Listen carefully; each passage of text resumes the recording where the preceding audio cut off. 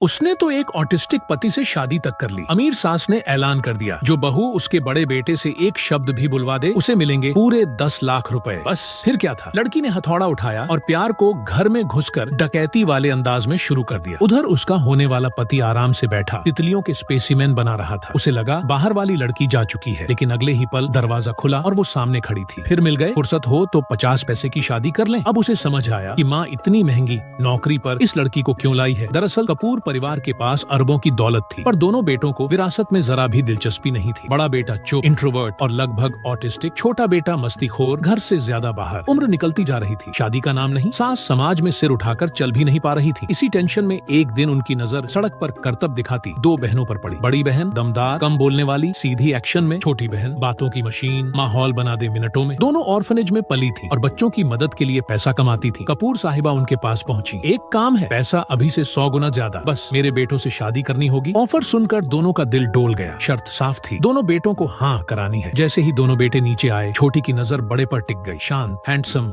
रहस्यमयी। बड़ी को छोटे का बिंदास अंदाज भा गया। छोटा बेटा ताना मारते हुए बोला, माँ अब 2 नई मुसीबतें ले आई। माँ ने डांट दिया, ये तुम्हें संभालने आई है। छोटी बहन बड़े की पैनी नजरों से थोड़ा घबराई, मगर तभी सास ने लालच बढ़ाया। अगर बड़ा एक शब्द बोल दे या छोटा एक दिन घर से बाहर न जाए तो हर लड़की को 10 लाख कैश। ऑर्फनेज के बच्चों का चेहरा याद आया। दोनों ने तुरंत हामी भर दी। छोटे ने डराने की कोशिश की, मसल्स दिखाए, लड़ाई की चुनौती दी। बड़ी ने उसका हाथ पकड़कर दबा दिया। मेरे रहते तुम कहीं नहीं जाओगे। बात बढ़ी तो उसने शर्त रखी, अगर गिटार में मुझे हरा दिया तो शादी मंजूर। सबको लगा लड़की हार जाएगी, मगर उसने इलेक्ट्रिक गिटार उठाया और ऐसा कठिन पीस बजाया कि सब दंग रह गए। 15 साल का उसका घमंड चूर। उसने शर्त मान ली। ऊपर खड़ी सास की खुशी का ठिकाना नहीं था। अब बस बड़ा बेटा बचा था। इधर बड़ा खुद को अंधेरे कमरे में बंद कर चुका था। छोटी बहन बाहर से दरवाजा पीटती रही, कोई जवाब नहीं। आखिर उसने दरवाजा तोड़ दिया, पर्दे हटाए, धूप कमरे में फैल गई।